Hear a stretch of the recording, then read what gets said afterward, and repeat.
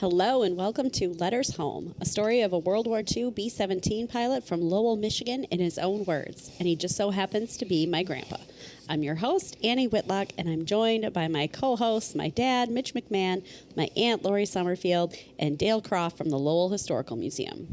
In each episode of Letters Home, we're going to dive into letters written by my dad during his time in World War II that he sent to his parents, siblings, and friends back home in Lowell, Michigan. We'll be reading his own words and giving some context as to what was happening in the world and in Lowell at the time he wrote these. In this episode, we reveal what happened when Dad was on leave in Lowell. We talk about more war news, and we discuss Dad's next big adventure. Woohoo! We're back from a bit of a hiatus. We figured since Bruce was on leave, then we would also go on leave as well. But we are now, Bruce has gone back to Dalhart, Texas. His time in Lowell is up. So we figured we would come back to the story as well. Dad got engaged while he was gone, right? Just like Lori's own got engaged during our hiatus. Yeah, I had some news, yep. Megan got engaged over break, okay. So we're going to start with his first letter, we think. This is just the first one that we have. But this is the first one back from leave. So in his own words. Sunday afternoon. Dear Mother and Dad, after I left Chicago, I was wondering if you saw me wave from the door before they closed it. I was sitting in the back seat, and I saw you walk up to the gate. When we arrived in Kansas City, we were taken off by Class 1 priorities, and there were 12 of us. I stayed in Kansas City until 11 that night and then caught a train that got me here at 2 yesterday afternoon. I was a bit late, but everything was okay, so you don't have to worry about a thing. Or a fine. I didn't have to worry about a fine. Yesterday, I made out a $100 per month allotment to Dad.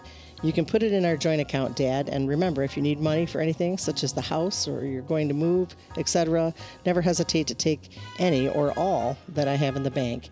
As soon as I'm paid this month, I'll send home the $55 I owe Doc White. Mother, I wish you would write Marg a letter and tell her you're glad we're engaged, etc.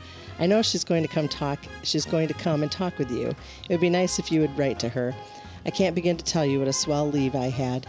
Contrary to what you might think, I don't know of a thing I could have done that I didn't do. My only hope is that you weren't too low after I left Friday and that you'll take care of yourselves so that you'll be as well and strong when I'm home again. It means so much to know that you are well, and it's sure great to have such swell brothers, brother-in-law, and sister-in-laws. Nice to know that they'll be taking good care of you. I'll write again tomorrow. Until then, you have my love and prayers. Your loving son, J. Bruce. Well, look at that. Bruce is engaged. Surprise, surprise. I was very surprised to read this, sort of just, casually thrown in this letter. Were you all as surprised as I was to read this? Well, we just don't have the in-between. We just don't actually know from what happened from one to the next. Yeah, he mentioned her a few times in letters in 1943 up to this point, so we know they must have been writing. But that's about it. And then... they're engaged. So he must have seen her when they got on leave, when he came back from leave. I found another nice, it was a really heartfelt letter from Dad to Mom over break. And it was really nice. It was just, but I was going to remember the date, but I don't remember the date. So anyway, but I think it was after they had been married. I'm not sure. Oh, but he didn't mention that. So I was like, oh, maybe I found a piece of the puzzle, but who knows? Yeah. But I was surprised. So yeah. Surprise, I don't know of a thing I could have done that I didn't do. So makes sense. I was like, I got engaged. You did a lot of stuff. Absolutely. And we're not even done with the big news yet. So on July 25th, 1943, Bruce writes about his plans again in his own words. Sunday, 3 p.m. Dear Mother and Dad, well, I'm in the throes of packing, so I decided to take a few minutes off to drop you a line. Sounds like writing to you is secondary with me. That's the farthest from the truth. Every day of my life, I think of you and whisper a prayer for you. Since being home, it's kind of refreshed my memory of home so I can mentally see you every hour of the day. I'm to be in Grand Island for, I almost believe it'll be more than a couple of weeks. If we go to the East Coast for embarkation, I'm sure that our route will take us across Michigan.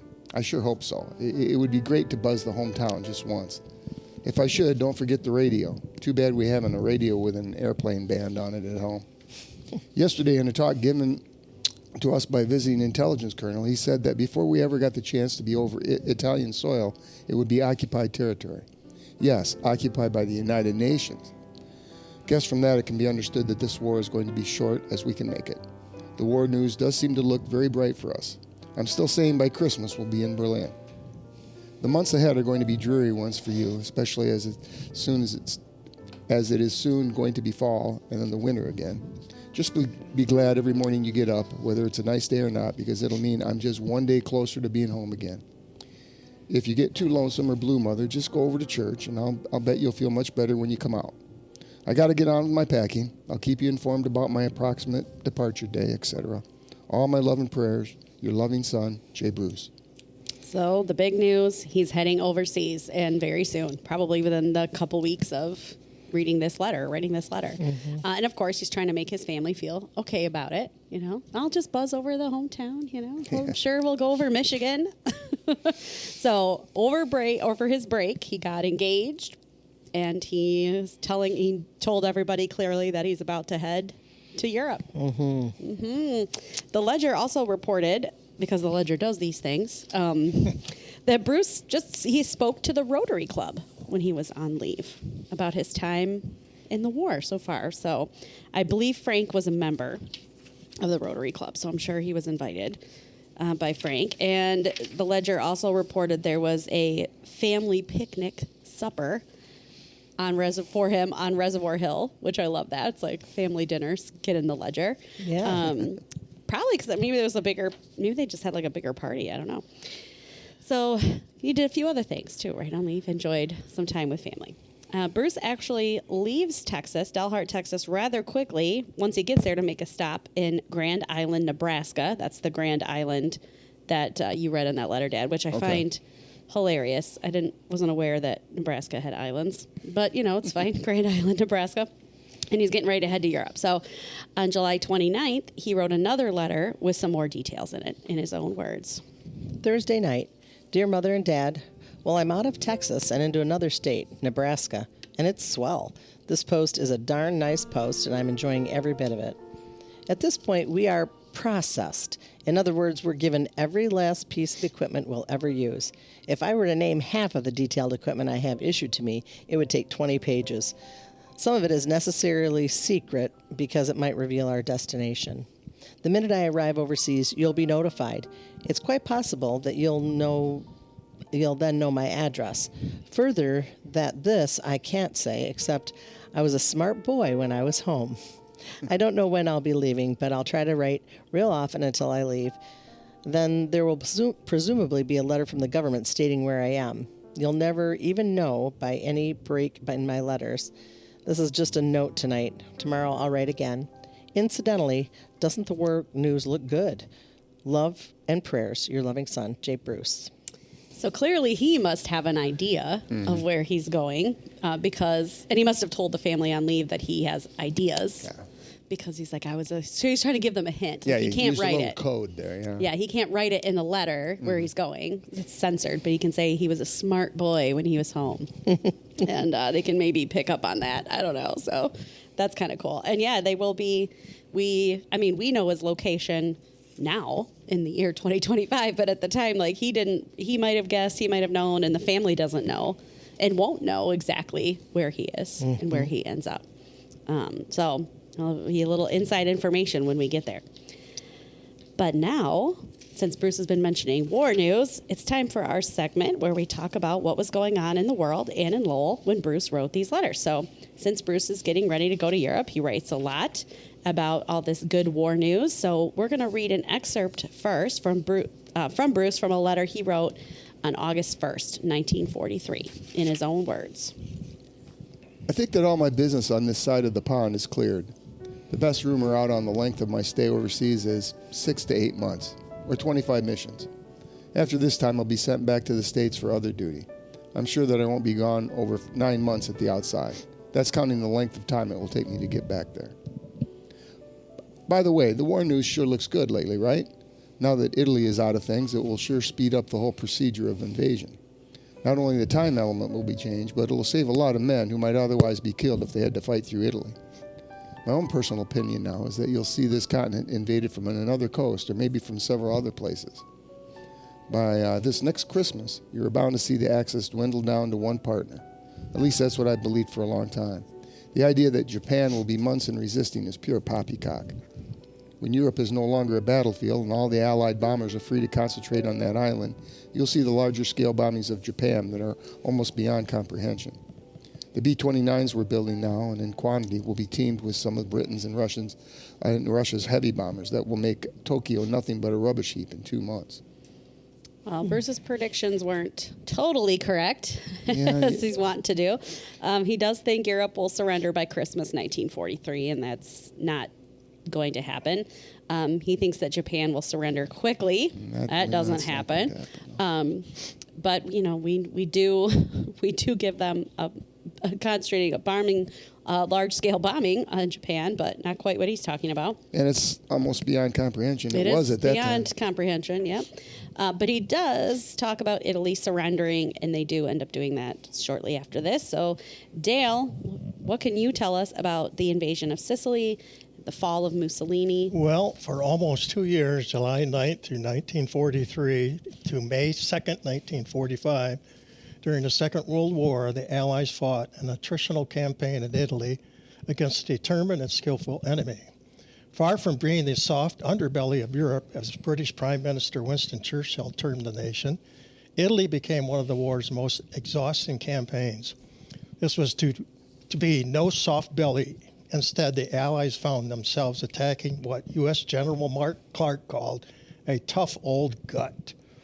Following the Allied victory in North Africa, the invasion of Italy was initially seen as a relatively easy campaign, but this quickly provided faults due to strong German resistance. The invasion of Sicily, also known as Operation Husky, was a major Allied amphibious assault on the island of Sicily during World War II, which took place on July 10, 1943, where over 180,000 American and British troops landed on the southern coast of the island, aiming to capture it from Axis forces, ultimately leading to the overthrow of Italian dictator Benito Mussolini and paving the way for the Allied invasion of mainland Italy. The operation involved a large-scale seaborne landing with significant air support and was commanded by General George Patton, leading the American 7th Army, and General Bernard Montgomery, leading the British 8th Army. After the Italian surrender, the bulk of the fighting fell on German troops who had entrenched themselves in strong defensive positions throughout the Italian peninsula. The Allied invasion was a brutal and prolonged campaign marked by heavy fighting, mountainous and rugged terrain, outstretched resources, shortage of ammunition, reinforcements and shipping, and significant casualties, primarily against determined German forces who had taken over the defensive positions after the Italian government surrendered, making it a bloody grind rather than a quick victory. Despite the challenges, Allies eventually pushed through Italy, capturing Rome and forcing the German retreat. Allied casualties in the Italian campaign numbered some 350,000. Among these were more than 150,000 U.S. troops, 92,000 wounded, more than 60,000 killed or missing. Now, there were three significant battles: the landings at Salerno, the Battle of Monte Cassino, and the campaign at Anzio, which allowed the Allies to eventually push their way up the Italian peninsula to capture Rome. The Battle of Salerno, also known as Operation Avalanche, was the beginning of the Allied invasion of mainland Italy, where American and British forces landed on the beaches near Salerno on September 9, 1943. The Salerno landings were carried out without previous naval or aerial bombardment in order to achieve surprise. Surprise was not achieved. No. Now, as they came in, the first landing, the German loudspeakers had speakers blasting out over the beaches saying, "Come on in and give up. We have you covered." The Germans had established artillery and machine gun posts and scattered tanks throughout the landing zones, which made progress difficult, resulting in heavy casualties for both sides. Despite the heavy fighting, the Allies managed to hold the beach and advance and capture Naples, giving them control of southern Italy. So that was the first good step. The next one, the Battle of Monte Cassino, also known as Operation Dadium, meaning crown, signified the aim to capture the strategically important Monte Cassino. It took place from January 17, 1944 to May 18, 1944, which was a series of 4 brutal Allied assaults against German forces defending the strategically important hilltop monastery of Monte Cassino in central Italy, aimed at breaking through the German winter line and paving the way for the capture of Rome. The battle was characterized by intense close quarters combat, heavy artillery fire, and heavy casualties on both sides. The Allied commanders ordered the bombing of the Monte Cassino Abbey, believing it was being used as a German stronghold. Despite its historical importance, it was considered one of the bloodiest and most lengthy battles of the Italian campaign. The Allied forces involved in this battle were American, Polish, New Zealand, South African, and French soldiers. The battle resulted in high casualties for both sides, with the Allies suffering 105,000 casualties and the Germans suffering 80,000, as well as a devastating impact on the local population, causing civilian casualties, displacement, and destruction of property, which led to the establishment of UNESCO protocol that prohibits combatant forces from using the immediate surroundings of historical, cultural, and religious monuments now. So one good thing came out of that. Now, a photographer that was there in 1944 after the battle, a photographer called Margaret White, had this quote: "It was more than a stubble of beard that told the story. It was the blank, staring eyes. The men were so tired that it was a living death. They had come from such a deep death of weariness, and I wondered if they would quite be able to make the return to the lives and thoughts they had known." And then the 5th Army Commander, Mark Clark, recalled the Battle of Cassino as the most grueling, the most harrowing, and in one aspect, the most tragic of any phase of the War of Italy. Now, it talked about the Gustav Line or the Winter Line, and that piqued my interest, so I wanted to find out what that was. So the Gustav Line or the Winter Line was the main German defensive line that spanned the Tyrrhenian Sea to the Adriatic Sea.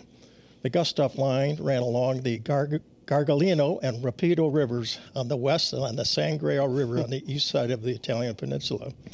The line was defended by 15 German divisions, fortified with small arms, artillery, pillboxes, machine gun emplacements, minefields, and barbed wire. German divisions had retreated to and fortified this line after the Italians surrendered to the Allies on the 8th of September 1943. In order to reach Rome, the Allies had to break through this line. So if you talk about the Gustav Line or the Winter Line, it's the same thing. Now, the Monte Cassino Abbey. The abbey was the first monastery of the Benedictine order established by Saint Benedict of Nursia around 529. The abbey's rule influenced the development of the medieval and Western European culture. The abbey's cryptic contents are relics of Saint Benedict, which are sacred according to ancient tradition. The Allies mistakenly bombed the abbey, believing it to be a German observation post, which was one of the greatest military blunders of the war. The abbey was severely damaged but was reconstructed and rededicated by Pope Paul VI in 1964. The abbey is now a national monument since 1866. The Battle of Anzino, the third one, also known as Operation Shingle, on January 22nd, 1944, the Allies achieved what probably was the most complete tactical surprise of the war by landing in excess of 36,000 troops and 3,000 tanks and vehicles before midnight, securing a beachhead of 37 miles from Rome. The Allied amphibious landing operation aimed at outflanking the German Gustav Line and capturing Rome by establishing a beachhead just south of the city. The Allies encountered strong German resistance, including aerial bombs, rockets, and mortar barrages, including rounds from a massive railroad artillery gun known as Anzio Annie. Oh, great. During the day, the German gunners hid in the hills above the beachhead and fired on any Allied soldiers who moved on the plains below and were unable to quickly expand their beachhead due to the terrain and the German counterattacks. Although the battle did not achieve a quick breakthrough, ending on June 4th, 1944, it ultimately helped to draw German forces away from the other fronts and contributed to the capture of Rome. Nearly 24,000 combat casualties for the Americans, almost 10,000 for the British, and 37,000 non-combatant casualties. Many of the non-combatant casualties were due to malaria and other mosquito diseases. Oh, no. Jeez. Now, Anzio Annie, we talked about the big guns. My. I don't know if I like a war Big weapon. Bertha being named. and Anzio Share your Annie. name with Well, me. Anzio Annie was one of the largest land-based cannons ever built. The German army used the gun to target the Allied beachhead, which was established by an amphibious assault on January 22nd, 1944. The gun's shells were said to make an express train-like sound, which led the Allied soldiers to nickname it Anzio Annie. Annie's threat was so psychological, and the troops lived in constant fear of the next shell from Annie. The scream, "Here comes Annie," sent the GIs running for cover. The shell's passage was compared to a freight train passing overhead and blasting a hole big enough to swallow a jeep. It paralyzed the thought and actions of the men. Once, the shine from an officer's white map board drew fire from Annie, and the story went around among GIs that you could not even talk to each other without Annie chipping in. Well, that's true. Veterans said that Annie was as timely as a Swiss watch. General Mark Clark, in his memories, mentions the harrowing sounds of the shells as they roared overhead, causing him many sleepless nights. The gun was hidden in a tunnel on a railway line. When guns ran out of ammunition in May 1944, the German crews attempted to escape along the coastal railroad, but were unable to do so and destroyed the gun instead. So Anzio Annie, another big gun. Now, Benito Mussolini, obviously, I did a quick little blurb on him. He was born in Preppiadu, Italy. Mussolini was a journalist and editor before becoming a political leader. He was a socialist in his youth, but his support for Italy's entry into World War I led him to renounce socialism and adopt fascism. Mussolini formed the Fascist Party in 1919 and organized armed guards called the Black Shirts to terrorize political opponents. In 1922, Mussolini led the Black Shirts in a march on Rome, which convinced King Victor Emmanuel III to invite him to form a government. Mussolini declared himself dictator in 1925 and took the name El Duce, the leader. Mussolini allied Italy with Nazi Germany and Japan in World War II. He signed the Pact of Steel with Hitler in 1939, committing Italy to provide military and economic support to Germany in the event of war.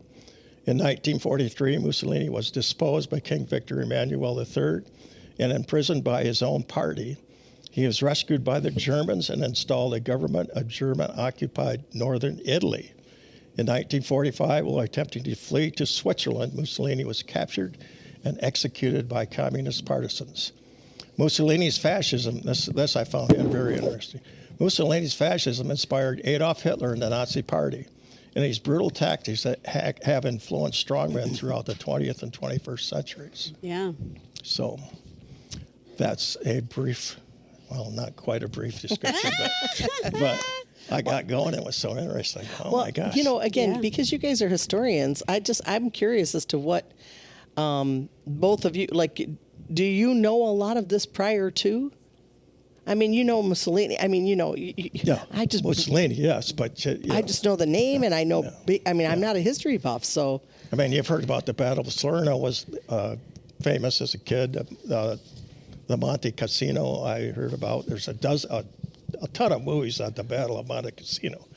If Oh, I didn't know that. Yeah. No, I mean, like I'm learning a little bit of chronology as I'm doing this. Like I knew some of these battles, like Stalingrad or like, you know, the invasion of Italy came first, but like I'm learning through Bruce's letters, like, oh, that was 1943. That was the summer of 1943. That was before this. Like I'm piecing together a little bit more of that. When I learned about this in school, that all kind of blurred together. Yeah, exactly. There, yeah. Thank you. I appreciate when did this that. happen? But yeah. And yeah, this is that's what's happening at this time. So he's getting news of landing in Sicily and Mussolini being deposed, and so he's like, all right, we're making some headway here, but we still got a ways to go. Bruce has some free time on his hands before he heads overseas, so he's loafing, as he calls it, in Nebraska. So he wrote a letter on August 4th, 1943, that has some references in it to Lowell, in his own words.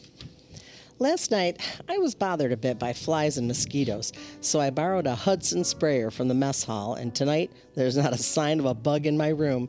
Incidentally, I know that the spray gun was made in Lowell, but it doesn't say Lowell on it anywhere. Chicago, New York, San Francisco, but no Lowell. Tell Sis they ought to do something about that. After my swim, I had a big steak at a nice little steakhouse a few miles out of Grand Island. It reminded me very much of the Lone Pine Inn, as it was a large farmhouse all fixed up. A fellow and his wife gave Norm and myself a ride back into town. Norm stayed in town, but I came back on the base because the Post Theater was playing Dixie. It was a swell show, as all Bing Crosby's are. Dottie L'Amour was in it and didn't sing even once in the whole show. I was surprised, but Bing's singing made up for it. Byrne shouldn't miss it because he likes Bing singing. First of all, he mentions this movie Dixie, starring Bing Crosby and Dorothy L'Amour. I looked this up, of course, because I'm like, let's see if we can stream it. It is about the writer of the war song Dixie from the Civil War, I guess. And like Bruce said, Bing Crosby does sing several numbers in it, but he also sings several numbers in blackface, apparently. So this movie is not available for streaming anywhere. So there's the product of the times right there. But Bruce does make a few other Lowell references that, we can maybe look forward to, including the Lone Pine Inn. Anyone know what that place was? No. I mean, maybe that wasn't in Lowell, but well, or maybe it was nearby. Maybe it was Grand Rapids or something. I don't know, but that wasn't a Lowell establishment.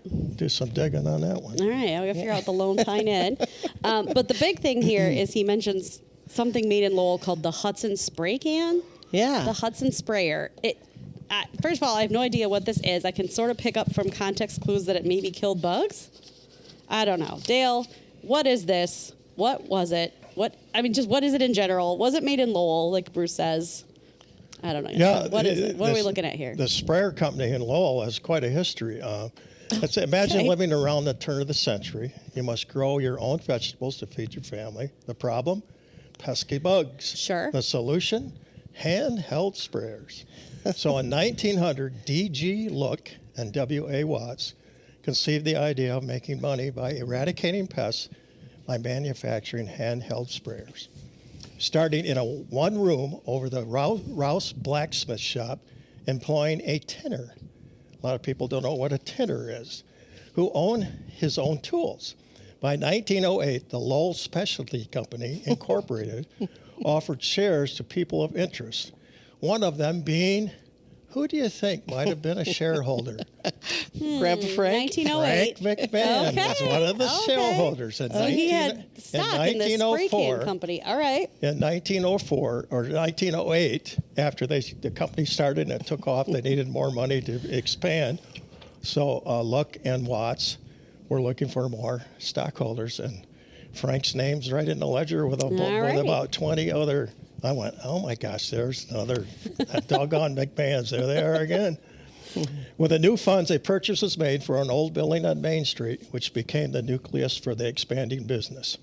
Handheld sprayers were invented for household use, and different models were developed for every need. Sprayers in all styles and sizes were manufactured in large quantities and were being shipped not only to every state in the Union, but also many foreign countries. This is 1908. Wow. Their slogan was Lowell Goods of Quality. And in 1923, the word Lowell copyrighted and adopted as their trademark, so that today every sprayer was stenciled, spreading the name and fame of Lowell to all corners of the earth. And I brought in a couple. What you guys just see today. But wow. In 1924, the company produced over 50,000 sprayers each week. What? The company I had no idea. Yeah, the company grew, especially in the advent of the New Day sprayer, which was, I've been trying to find it, but I think it's more of the big containers, so it was more you could do more with it. And this was in the 1920s. The popularity of this new design, along with the market share it commanded, led the company to be purchased by its largest competitor, the H.D. Hudson Manufacturing Company. Known as the Lowell Sprayer Company, it became the world's largest supplier of household sprayers, producing 100 million sprayers between 1946 and 1952. After merging with Root Manufacturing Company, which that's our we remember that, of Ohio in 1953, Root Lowell Manufacturing continues to this day, right up the street. Over 100 years since its humble beginnings in Lowell, here in 1900. Wow. Now, there was one article, and I found quite a few articles about things, but there's one article posted September 29th, 1904. New machine room, Lowell Specialty Company branching out. Orders received last week from India and New Zealand. So, Wow, yeah, that would have been something. and it's still going today. Yeah. That's right. We could almost walk to it from here, the building. So, yeah. So you would use today a bug spray like Raid, like to kill bugs, right? Yeah, like an aerosol can, but this is not an aerosol No, can. they're obviously. making sprayers. The sprayers you buy at the Hudson sprayers, they're still making them things with the things. Like what an exterminator would use, Yes. like to spray bugs. Yeah. Okay. With a canister and And when we were a kid, I don't know about Mitch but when I went up to my grandparents, the specialty company sprayers were in part of their house, and we'd fill them with water and use them like squirt guns. You chase each other around with them and pull the things and squish the water out of them. It was fun. So. Okay. So there'll be some great primary resources on the YouTube video. I see it now. Okay. Spent a little time today out at the museum picking up a few, and I've been taking a few pictures to put in our productions. So. We will put these on Instagram because these are huge. I can't imagine you need to kill a bug, so you go get this giant thing. But it's a big area, area. Like picture like a big area. Like Dad was in his barracks. I mean, or whatever. It's okay, so huge area. It's not you're just spraying a little bit. Bug, no. Okay. Right. It's just for mass killings of bugs. All right. Right. Yeah, it's like a giant coffee can attached to a pump You're thing. so young, Annie. I know. I don't under this concept of using this massive thing to get rid of bugs. Yep. But okay. But yeah, I had no idea that started in Lowell. So that's pretty interesting. Well, I didn't know the history of it. I didn't realize it went that far back. And he says, why do you think he says he should have Sis get on that? Like put the Lowell thing on there. So I assumed Sis was Marion, his sister. Yeah. And so I kind of looked up. She did work at a law office. Is there some like trademark thing? Like he's saying, I know these are made in Lowell, but I don't see Lowell anywhere on the can. Well, I don't know. You remember last week, she also wrote for the Ledger. She's one of the writers. She wrote articles and stuff for the Ledger, She too. did. That's Well, right. maybe because it doesn't say anything. It doesn't say Lowell, and it should say Lowell. Mm-hmm. The law offices should say, hey, look. Maybe. You I don't should know, maybe have that's what he's Lowell talking on there. about. You know, Yeah. get Sis on that. It could be. To tell them they owe them, I don't know. Yeah. I don't know. We're all just guessing there, but I just thought Marion apparently could have some influence as to why the sprayers don't say Lowell anymore. That's right. I don't know. Yeah. We can have a sprayer fight afterwards. We'll throw in some water if you want. I don't know what's still in those. I'm not really sure. All right. Well, as Bruce gets closer to leaving for Europe, he's finishing things up in Nebraska, including writing his family some final letters. So we're going to read an excerpt from a letter that Bruce wrote to Frank on August 7th, 1943, in his own words. At the theater that I'm going to, there's a rather high rate of missing airplanes, but the mortality rate is surprisingly low. This is accountable because anti-aircraft knocks out engines on the ship and forces the ship down, but there's always plenty of time to hit the silk, and this results in the crew being reported missing. However, figures show that about 75% of those down are safe and are prisoners of war. Incidentally, the front that I'm going to, the captives are treated very well, and as an officer, I would be living the life of Riley if this were to happen. Now, this sounds like I had already decided that I was to have trouble, but this is not so. But in case where the government sends a missing telegram to the parents, it's always been accepted that their boy was gone. Well, that is why I wanted you to understand about my case, just so you won't spend months of hopeless days if this should happen to me. However, they'll have to go like hell to catch up with your youngest. This letter just amazes me. He's really trying to look on the bright side of being a prisoner of war. Yeah. Yeah. Wow. He's like, it won't be that bad. It'll be the life of Riley over here. Like, he is really trying to make. I don't think he has any fear of it. I really don't think there's any fear with him. For okay. him. I mean, I thought that, or maybe he's just trying to tell Frank, like, tell the family, like, hey, listen, it's fine. Like, being a Right. POW is not going to be that bad, but like, it really is. Like, I can't imagine. Well, I think he's pictured that moment when someone approaches the front door to tell him. That Right, yeah.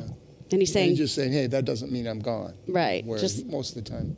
but yeah, because, Germans have to go like hell to catch up with your youngest. I think I told you he showed me a picture. I wish I had it. It was a picture of him, like almost like a passport picture, and he had several of them.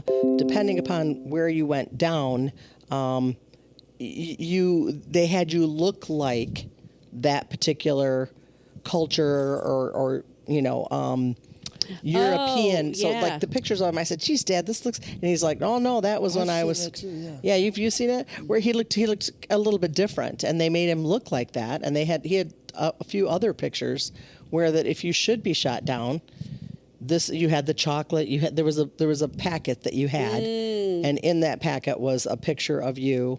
Make it look like you To were make it actually look like from you were that. not American. Let's put it that Oh, way. Interesting. Yeah. Okay. Yeah. Well, and hit the silk. That's Is parachuting. parachuting out, yeah. right? So he'll have to hit the silk, like abandon the ship.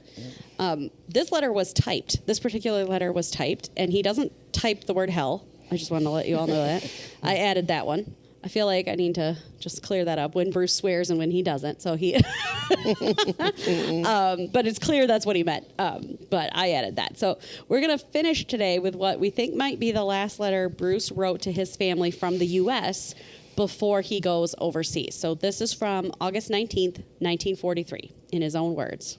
Dear Mother and Dad, it's exactly 1 hour and 20 minutes before my H hour, and so I'm writing the last letter that you'll probably receive from me in a few weeks.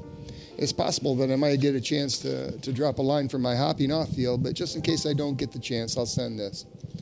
I'm having a fellow mail home my luggage case, and in it you'll find my heavy coat and a few incidentals that I don't want to be bothered with. Everything is all set. My ship's okay, my crew's in fine shape, and all my business is finished up. It's a swell day with a few scattered clouds and little if any wind. At 12,000, I should get a little tailwind into my last stop before heading out over the water. Because of the weather conditions or the like, I might be held up at my embarkation point. And if this is the case, it's probable that I can drop you another line.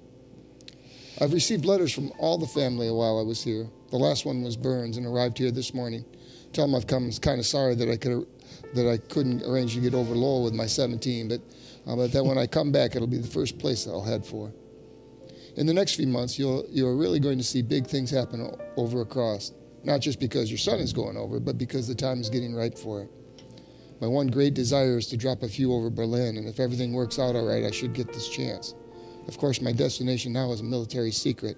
Try not to worry any more than you can absolutely help. Just remember that I'm going to do everything in my power to come back to you. With God on my side, I think the two of us can arrange it. If you shouldn't start receiving my allotment right away, don't worry about it because it takes a little time and a lot of red tape to get through those things through Washington, where they're all made out. At any rate, it is effective for the month of August, and so they will see that it's made up the first month and you'll start receiving it. Tell Raj that if he needs any of it to roof his house or the like, that's okay with me. Don't quote me on this, but I believe I'll be home in something around 9 or 8 months. It might be longer, but I doubt it. As soon as I arrive at my station, you'll be notified and my mailing address will be sent to you. If I drop you a few lines from different out-of-the-way places, please don't become exasperated. As soon as it's possible, you'll be notified that you can answer me. Goodbye for now, or rather so long until I can write to you again. Don't worry, everything will be okay. You have all my love and prayers. Your loving son, J. Bruce. This letter's kind of sad. I don't know. I typed this a bunch clearly, incorrectly in some places. But if I didn't know how this ended, I'd be really nervous for him. Yeah. Like if we didn't know the end of the story, I'd be like, oh my gosh. I mean, any last thoughts on this letter, his last one before he goes overseas? I just don't think he had any thoughts of it being. He loved flying.